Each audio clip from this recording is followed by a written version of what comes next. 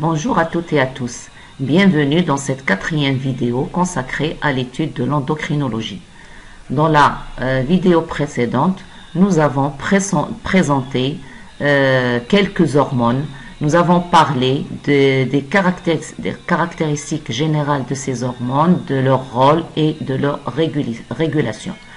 Dans cette vidéo, on va parler de l'ACTH. C'est une autre hormone qui est libérée par l'antéhypophyse, c'est ce qu'on appelle l'adrénocorticotropine hormone ou bien hormone corticotrope.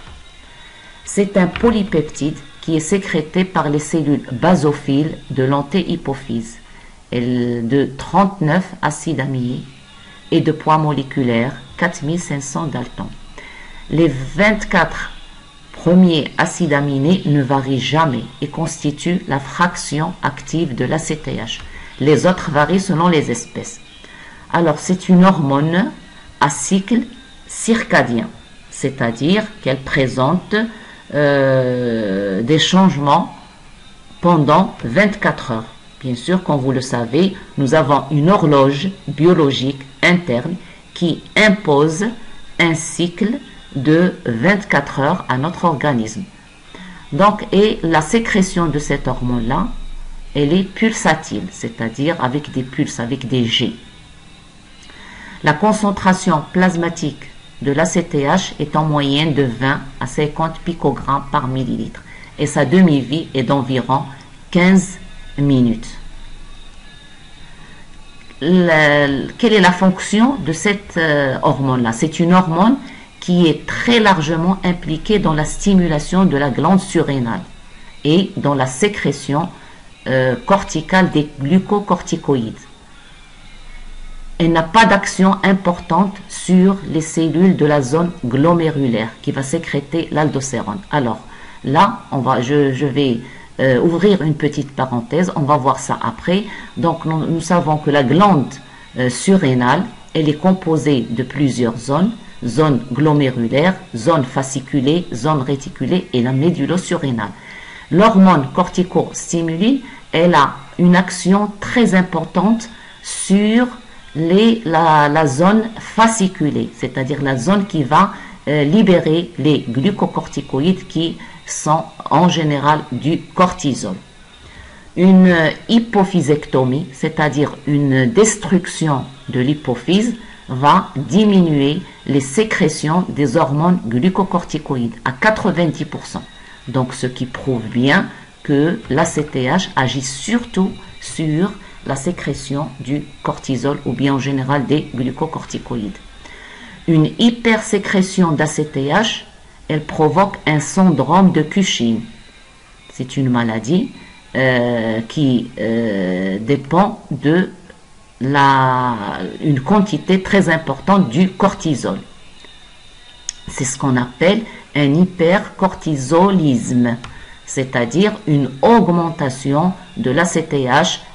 L'ACTH à son tour va stimuler la sécrétion d'une grande quantité du cortisol. Donc, quels sont les symptômes de cette maladie? Le trait le plus caractéristique, comme vous voyez dans cette photo-là, l'obésité du haut du corps et du visage de la personne atteinte. C'est ce qu'on appelle l'obésité facio-tronculaire. Et il y a des vergetures. Vergetures, ce sont des fissures, c'est ce que vous voyez là, qui sont pourpres, c'est-à-dire d'une couleur violacée, rose, etc. Et d'une fragilité cutanée. La peau devient très fragile, ce qui provoque ces vergetures-là. Au contraire, un hypo, donc hyper c'est un excès, hypo c'est un déficit. Un hypocortisolisme entraîne cette fois la maladie que l'on appelle d'Addison. Donc c'est une atteinte infectieuse des glandes surrénales. Elle se traduit par une insuffisance rénale, c'est-à-dire que la glande rénale ne réalise plus sa fonction normale. Comment est régulée cette hormone? Bien sûr, elle est régulée par l'axe hypothalamo-hypophysaire. Donc l'hypothalamus, ça vous devez savoir maintenant que l'hypothalamus, il va libérer des libérines. Donc il va libérer une corticolibérine qui va stimuler l'antéhypophyse, qui va libérer la CTH, agit sur la glande surrénale, qui va permettre la formation des glucocorticoïdes, et le cortisol, bien sûr, il a une action sur l'homéostasie. Je parle ici dans le cas d'un individu de bonne santé. Donc, le cortisol, il a une grande variété d'actions sur l'organisme. Également, la vasopressine, qui est synthétisée par l'hypothalamus et stockée dans la post-hypophyse, elle a un effet potentialisateur sur cette corticolibérine, c'est-à-dire elle augmente, potentialise, c'est-à-dire elle augmente la sécrétion de cette corticolibérine. Et bien sûr, dans un cas normal, si on a une augmentation du cortisol par un phénomène de feedback négatif, il va y avoir inhibition de tout cet axe pour revenir, pour que le cortisol ou bien la concentration plasmatique du cortisol revient à sa valeur normale. Alors, nous avons dit que cette hormone agit sur les glandes surrénales. Donc, un petit rappel sur les glandes surrénales. Comme vous voyez dans ce schéma-là, la glande surrénale, ce sont des glandes qui se trouvent dans la partie ou bien dans le pôle supérieur du rein. Et cette glande, elle est constituée par deux parties. Il y a la cortico-surrénale qui est vers l'extérieur et la médullo-surrénale qui est à l'intérieur. Donc, et c'est ces glandes-là qui vont libérer les hormones telles que le cortisol, l'aldostérone, les androgènes. La médullosurrénale, elle va sécréter l'adrénaline, la noradrénaline. Donc, on va parler de tout ça en détail. Donc, voilà un schéma qui vous montre. Donc, ça, c'est une coupe transversale d'une glande surrénale. Vous voyez bien la partie médulaire qui est médullosurrénale et la partie corticale qui est le cortex. Donc, là, vous avez trois zones et la zone médulaire. Donc, nous avons ce schéma-là. Le schéma, c'est à peu près la même chose. Donc, nous avons le cortex surrénal qui est constitué par trois zones. Zone glomérulée, c'est elle qui va synthétiser et libérer les minéralocorticoïdes. Parmi les minéralocorticoïdes, c'est l'aldostérone. Donc, cette aldostérone, elle contrôle la pression artérielle, elle contrôle le volume de liquide extracellulaire.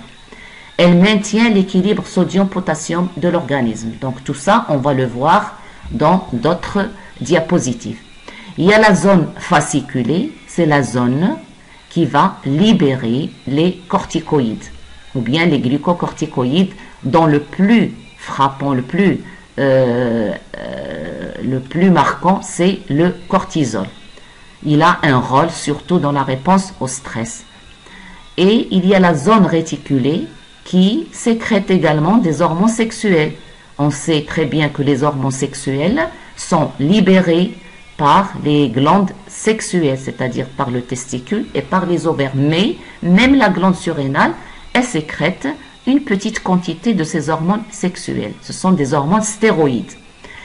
Et ensuite, nous avons la médullosurrénale qui va libérer des hormones qui sont la noradrénaline et l'adrénaline, qui sont des catécholamines. Si vous vous rappelez un petit peu de ce que nous avons vu la dernière fois, ce sont des catécholamines qui ont un précurseur qui est la tyrosine. Alors, le cortex, on va commencer. Nous avons dit que la glande surrénale est divisée en deux parties, le cortex surrénal et la glande médullosurrénale. Alors, le cortex surrénal, trois zones. Zone glomérulée, zone fasciculée et la zone réticulée. Nous commençons par la zone glomérulée qui va libérer l'aldostérone. L'aldostérone, donc, c'est une hormone qui contrôle les échanges entre le sodium et le potassium. Elle provoque une rétention sodique et mobilisation du potassium. Donc, elle est hypernatrémie, ça veut dire qu'elle augmente la concentration du sodium dans le sang, hypernatrémie, et hypokaliémie. Hypo, ça veut dire faible, c'est-à-dire elle diminue la concentration du potassium dans le sang. Donc, l'hypersécrétion d'aldostérone, elle entraîne une hypokaliémie, c'est-à-dire une diminution du potassium dans le sang et une surcharge hydrosodée, c'est-à-dire c'est elle qui provoque un œdème et une hypertension artérielle. Donc je dis bien une hypersécrétion. Donc l'hypophysectomie, c'est-à-dire lorsqu'on fait une destruction de l'hypophyse, on a une atrophie du cortex surrénalien, c'est-à-dire atrophie, ça veut dire dégénérescence. Il diminue morphologiquement et fonctionnellement, à l'exception de la zone glomérulaire qui échappe à la régulation hypophysaire. Donc qu'est-ce que ça veut dire? Ça veut dire que la régulation de la sécrétion de l'aldostérone, elle ne dépend pas de l'axe hypothalamo-hypophysaire. C'est-à-dire, elle dépend, ou bien elle est contrôlée classiquement par voie systémique générale, c'est-à-dire la voie générale qui va nous amener à la circulation sanguine et qui va stimuler les récepteurs jusqu'à la sécrétion de cette hormone, mais par l'intermédiaire de l'angiotensine 2. Donc je répète, c'est très important, la régulation de la sécrétion de l'aldostérone est contrôlée par voie systémique générale par l'intermédiaire de l'angiotensine 2. Donc on va voir qu'est-ce que l'angiotensine 2, comment ça se passe. Donc voilà le système rénine-angiotensine-aldostérone. Donc nous avons dit que l'aldostérone joue un rôle très important dans la régulation de la pression artérielle. Alors, lors d'une chute de pression, un individu qui a une chute de pression artérielle, donc je parle dans un cas normal, mais dans un cas de pathologie, bien sûr, il y a tout un phénomène qui se réalise. Donc, lors d'une chute de pression artérielle, comment l'organisme il va réguler ceci de telle sorte que de ramener la pression artérielle à sa valeur normale. Donc cette chute de pression va stimuler une rénine. Une rénine, c'est une protéine qui est libérée par le rein et c'est elle qui va permettre la transformation de l'angiotensinogène à l'angiotensine 1. Cette angiotensinogène, c'est une protéine qui est libérée par le foie. Donc le foie, il va libérer une protéine qui est l'angiotensinogène. Et sous l'action de la rénine, cette protéine, elle va se transformer en angiotensine 1. Cette angiotensine 1, sous l'action d'une enzyme appelée enzyme de conversion de l'angiotensine, donc ECA, qui est libérée par les poumons, elle va permettre la transformation de l'angiotensine 1 en angiotensine 2. Donc cette angiotensine 2, elle a un effet sur le système nerveux, c'est-à-dire elle va activer le système nerveux sympathique. Donc s'il y a stimulation du système nerveux sympathique, automatiquement on a une augmentation de la pression artérielle. Au niveau des vaisseaux, elle provoque une vasoconstriction. Une vasoconstriction, ça veut dire que les parois des vaisseaux, ils vont se serrer. Donc ce qui augmente la pression artérielle. Elle a une action également sur la sécrétion de la vasopressine. Donc l'hypothalamus, il va sécréter également la vasopressine qui va être libérée par la posthypophyse. Et ce qui est très important, c'est elle qui va déclencher la libération, la synthèse et la libération de l'aldostérone. Donc cette hormone-là, ce qui va se traduire par la réabsorption du sodium et du chlore, l'excrétion du potassium, libération et une rétention d'eau, ce qui va corriger cette chute de pression qui était au départ. C'est-à-dire, il va y avoir rétention hydrosodée, augmentation de la volémie. Donc, nous avons dit que la volémie, c'est le volume du sang du corps, et il va y avoir augmentation de la pression artérielle, c'est-à-dire retour donc, à la valeur normale, physiologique de la pression artérielle. Donc voilà le système rénine, angiotensine, aldostérone, bien sûr dans le cas normal. Alors la maladie de Cohn, c'est une maladie qui est provoquée lorsque l'aldostérone est en excès, c'est-à-dire lorsque l'organisme ne peut pas réguler son homéostasie, bien sûr, c'est dans le cas d'une pathologie. Lorsqu'on a un excès de l'aldostérone, c'est une maladie de Kohn. On l'appelle la maladie de Kohn, c'est un hyperaldostéronisme primaire. Donc cette maladie-là, elle est causée soit par un adénome au niveau de l'hypothalamus,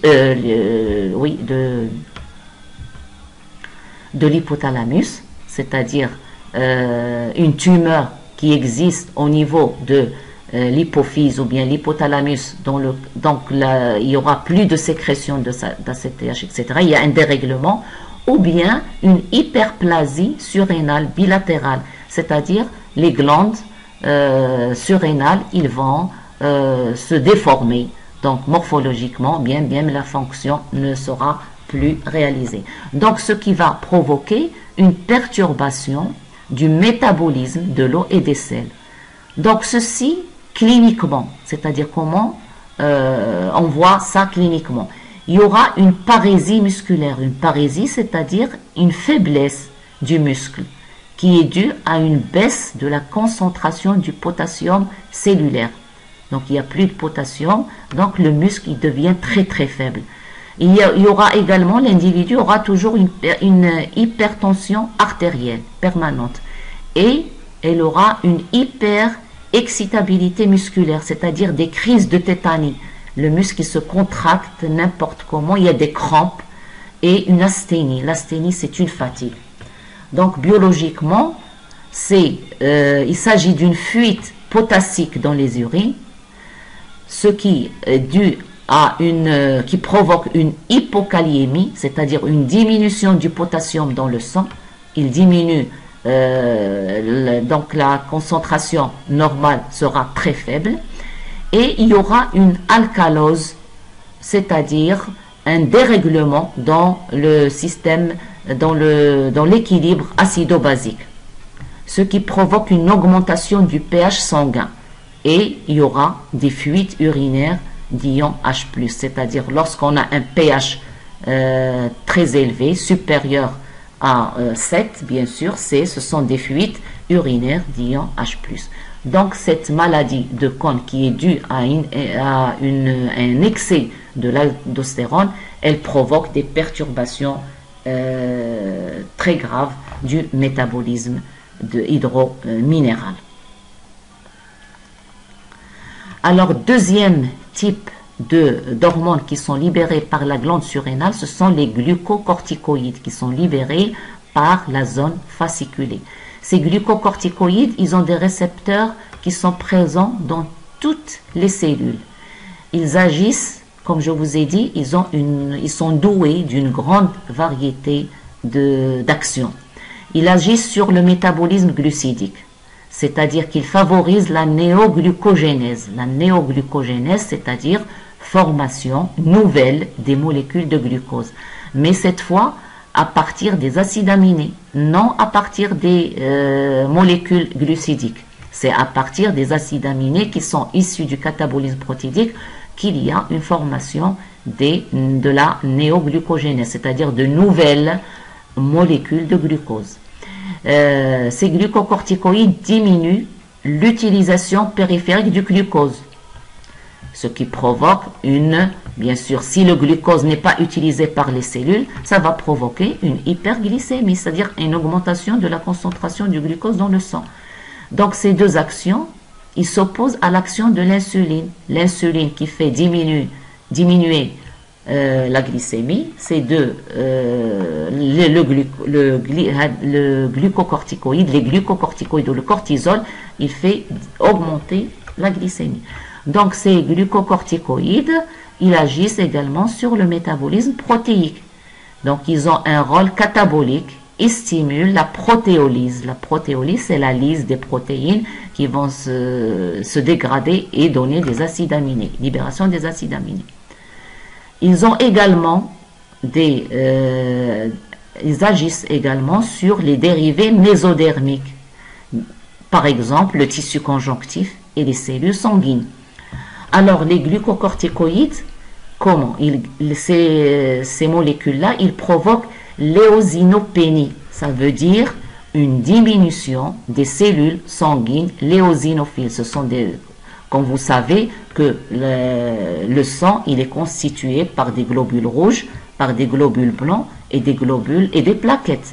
Ces globules blancs, ou bien leucocytes, ils sont constitués par des globules polynucléaires, les éosinophiles, polynucléaires basophiles, polynucléaires neutrophiles. Alors, polynucléaires éosinophiles, ces glucocorticoïdes, ils vont diminuer leur concentration. Et également lymphopénie, c'est-à-dire diminution des lymphocytes. Donc, nous avons les lymphocytes et les monocytes qui font partie des polynucléaires ou bien des globules blancs. Une diminution des lymphocytes. Alors, on dit que ce sont des immunodépresseurs, c'est-à-dire qu'ils diminuent l'immunité de l'organisme. Et ceci, bien sûr, dans le but, par exemple, de favoriser le maintien d'une greffe. Si on fait une greffe, une transplantation d'un organe, par exemple le rein, ces glucocorticoïdes, ils vont diminuer l'immunité. Pourquoi? Pour que cette greffe-là ne soit pas rejetée. Parce que tout corps étranger à l'organisme, ces cellules-là qui sont impliquées dans l'immunité, ils vont synthétiser des anticorps qui vont rejeter, parce que tout corps étranger sera rejeté. Mais ces glucocorticoïdes dans ce phénomène-là, ils vont être des immunodépresseurs. Ils vont inhiber l'immunité de l'organisme de telle sorte de garder, par exemple, certains grains. Donc, ils ont également une action inhibitrice sur l'activité du tissu collagène. Et ceci dans le but d'être anti-inflammatoire, c'est-à-dire dans certains rhumatismes, surtout dans la polyarthrite rhumatoïde. Donc, la polyarthrite rhumatoïde, c'est une maladie qui est due à une dégradation du collagène, qui est le constituant du cartilage de l'os. Donc, dans cette maladie-là, on a les glucocorticoïdes, ils vont être éliminer, si vous voulez, l'immunité du collagène, diminuer l'activité du tissu collagène. Donc, d'une façon très générale, les glucocorticoïdes, ils exercent une action inhibitrice sur la quasi-totalité des médiateurs de l'inflammation. C'est-à-dire toute molécule qui va provoquer une inflammation, les glucocorticoïdes, ils ont une action, ils l'inhibent. Donc, ils ont une action en général anti-inflammatoire en inhibant les médiateurs de l'inflammation. Les hormones sexocorticoïdes, c'est-à-dire ce sont des hormones stéroïdes qui sont libérées par la zone réticulée. Alors cette zone réticulée, elle synthétise ou libère certaines hormones. Les hormones androgènes sont produites, mais d'une façon modérée, c'est-à-dire très moyenne, compte tenu de leur taux de sécrétion. Donc une petite quantité est sécrétée par cette zone-là, des androgènes qui sont des hormones sexuelles mâles. Et ces hormones-là, elles ont un effet virilisant, c'est-à-dire chez la femme, elles provoquent masculinisant. Donc, lorsqu'on a les androgènes de cette zone-là, ils peuvent provoquer une virilisation et stimulent l'anabolisme protidique. Le cortex surrénalien, c'est-à-dire la zone réticulée, elle sécrète aussi de faibles quantités d'œstrogènes qui sont des hormones sexuelles femelles.